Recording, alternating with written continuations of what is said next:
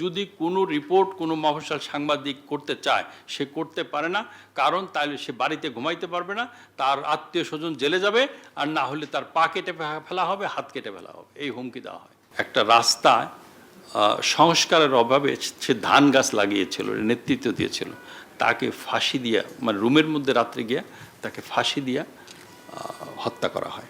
Mayor সাহেব গুলি করছিলেন অপরপক্ষকে, ওই ছবিটা সে নিচ্ছিল, ওই সে বন্দুকটা ঘুরাইয়া ওই সাংবাদিককে মেরে ফেললো। ভালো সাংবাদিক কিন্তু, ভালো ছাত্ররা কিন্তু সাংবাদিকতা আসছে না। একটা ছেলে প্রথম সে তার টার্গেট হচ্ছে বিসিএস কে যাবে কেমনে, তারপরে সে চিন্তা করে আমি মাল্টিন্যাশনাল কোম্পানিতে কেমনে যাব, তারপরে সে থার্ড হলো ব্যাংক, ইন্স্যুরেন্স কোম্পানি, এইসব জায়গায়।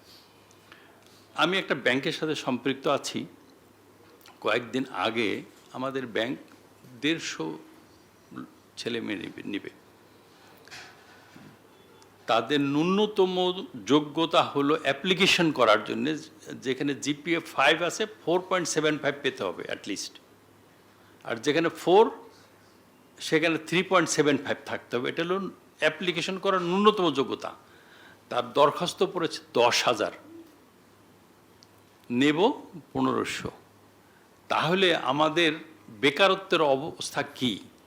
কিন্তু তারপরেও কিন্তু আমরা ভালো ছেলে মেয়ে এই সংবাদপত্রে আসে না।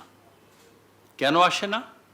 কারণ আমি করোনার সময় দেখেছি আমার অনেক সহকর্মীদেরকে হসপিটালে ভর্তি হয়ে, ভালো হসপিটালে ভর্তি হইতে পারেন না, যে হসপিটালে ভর্তি হয়েছেন দিতে পারেন নাই,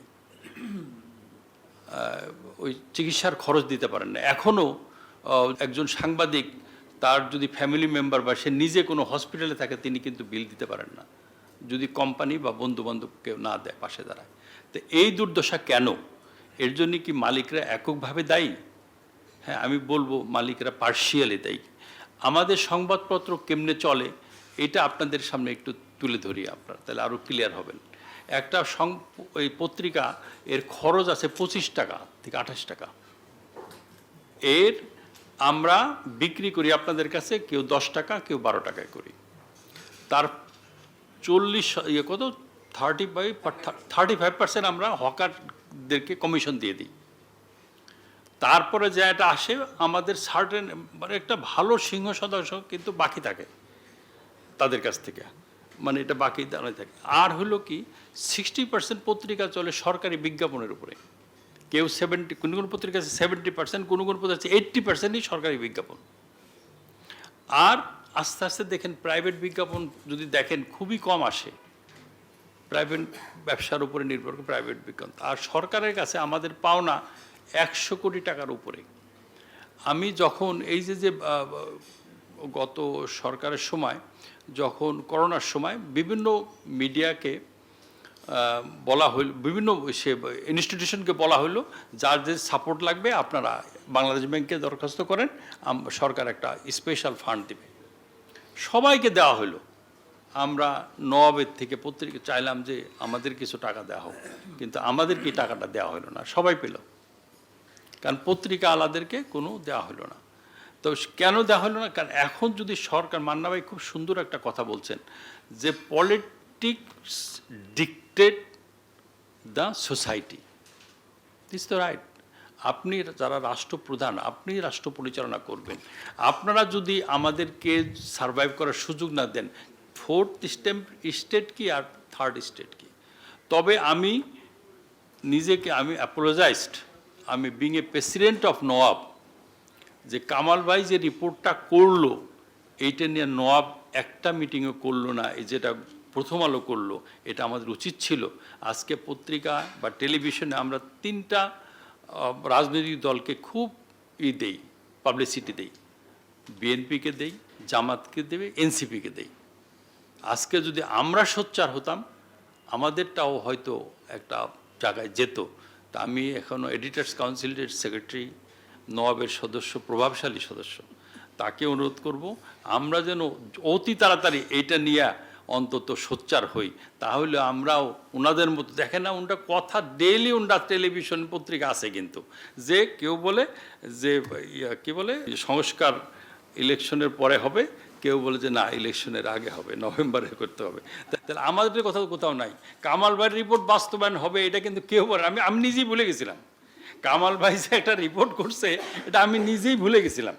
তাহলে আমরা যদি সোচ্চার না হই তাহলে আমাদের এইভাবে সাফার করতে হবে।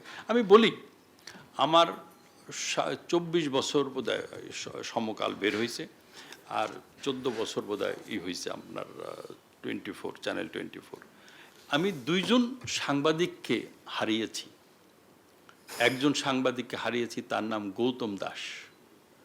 এত ইথিক্যাল, সে প্রথম আলোর সাংবাদিক ছিল, ফরিদপুর জেলা প্রতিনিধি, পরে আমরা সমকাল করার সময় নেই।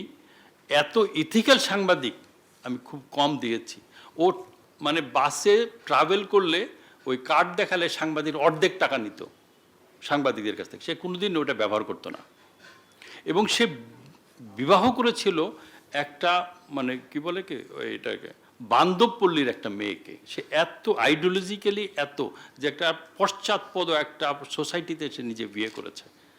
সেই ছেলেকে শুধু একটা রিপোর্টের কারণে, রিপোর্টটা ছিল একটা রাস্তায় সংস্কারের অভাবে সে ধান গাছ লাগিয়েছিল, নেতৃত্ব দিয়েছিল, তাকে ফাঁসি দিয়া মানে রুমের মধ্যে রাত্রে গিয়া তাকে ফাঁসি দিয়া হত্যা করা হয়। আর একজন সাংবাদিক পাবনা সিরাজগঞ্জের একটা রাজনৈতিক দলের 2 পক্ষ গোলাগুলি করছে। তো গুলি একজনের হাতের, তিনি মেয়র ছিলেন, মেয়র সাহেব গুলি করছিলেন অপর পক্ষকে, ওই ছবিটা সে নিচ্ছিল। সে বন্দুকটা ঘুরাইয়া ওই সাংবাদিককে মেরে ফেলল। এইটা হচ্ছে মফস্বল সাংবাদিকদের বাস্তব অবস্থা। এখনো যদি কোনো রিপোর্ট কোনো মফস্বল সাংবাদিক করতে চায়, সে করতে পারে না। কারণ তাহলে সে বাড়িতে ঘুমাইতে পারবে না, তার আত্মীয় স্বজন জেলে যাবে, আর না হলে তার পা কেটে ফেলা হবে, হাত কেটে ফেলা হবে, এই হুমকি দেওয়া হয়। এবং আমরা সাধারণত অনুসন্ধানী রিপোর্টের জন্য ঢাকার থেকে লোক পাঠাই এবং তারা গিয়া ভিন্ন নামে এসে পত্রিকা রিপোর্ট করে। এবং রিপোর্ট করার পরে আপনারা জানেন এটা সেই সাংবাদিকদের তো অত্যাচার আছেই, তারা পত্রিকার মালিকরাও এডিটররাও রেহাই পান না। তো সেই দিক থেকে যদি এখানে আপনারা বিশিষ্ট রাজনীতিবিদ 3 জন আছেন, আর একজন আমাদের এনসিপির কি বৈষম্য না, আপনি বৈষম্য না এনসিপির 4টি রাজনৈতিক দলের নেতৃবৃন্দ আপনারা আছেন, আপনারাই কিন্তু আগামী দিনে দেশ চালাবেন। আপনাদের সহযোগিতা করার জন্য কিন্তু আপনাদের ভালো দিকগুলো কিন্তু আমরা তুলে ধরব। আপনারা একটা যদি নীতি আপনাদের মধ্যে নিয়ে আসেন, আপনারা যে নির্বাচনী ম্যানিফেস্টো দেবেন, সেই ম্যানিফেস্টোতে আপনারা যদি একটা জিনিস নিয়ে আসেন, সেটা হচ্ছে কি যে আমরা যে সব রিপোর্ট সঠিক করি সে দাবি আমরা করব না, আমাদেরও ভুল হয়।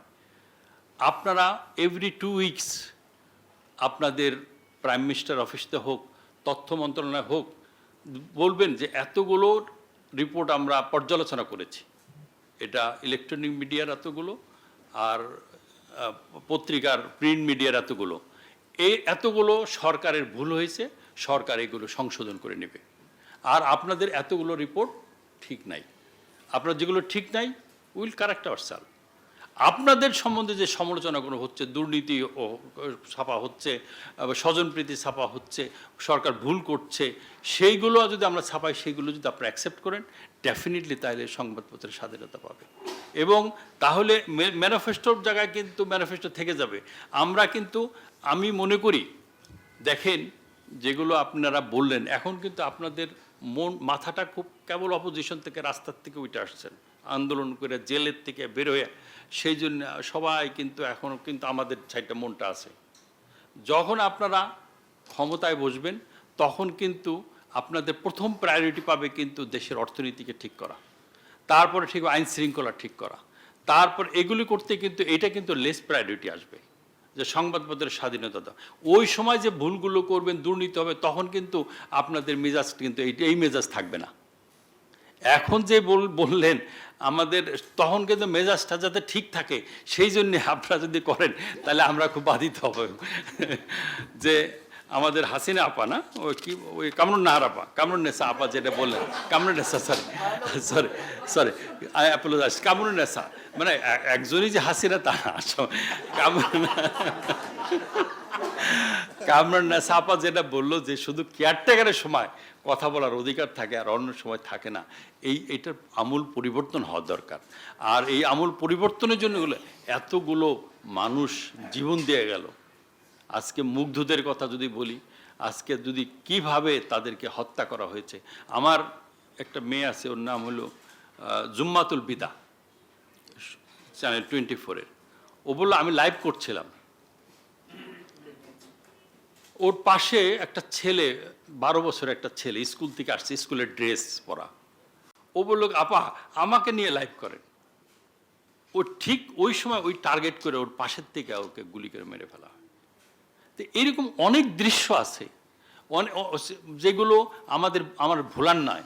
সেই জন্য আপনারা যারা আগামী দিনে দেশ পরিচালনা করবেন, আপনারা যদি এগুলো মনে রাখেন, আপনারা কামাল ভাইয়ের রিপোর্টটা যদি নিয়ে আপনি being a head of media cell, আপনারা যদি এটা ক্যারি করেন এবং আপনি আপনার রাজনৈতিক দলকে যদি বাধ্য করেন যে ঠিক আছে না এগুলো আমাদের থাকা উচিত, অতীতের রাজনৈতিক দলগুলো যে ভুল করেছে সেই ভুল আমাদের পুনরাবৃত্তি না করি, তাহলে কিন্তু আমরা সংবাদপত্র স্বাধীনতা পাবে এবং আগামী দিনে যারা দেশ শাসন করবেন তারাও কিন্তু আলটিমেটলি তারাই বেনিফিটেড হবেন।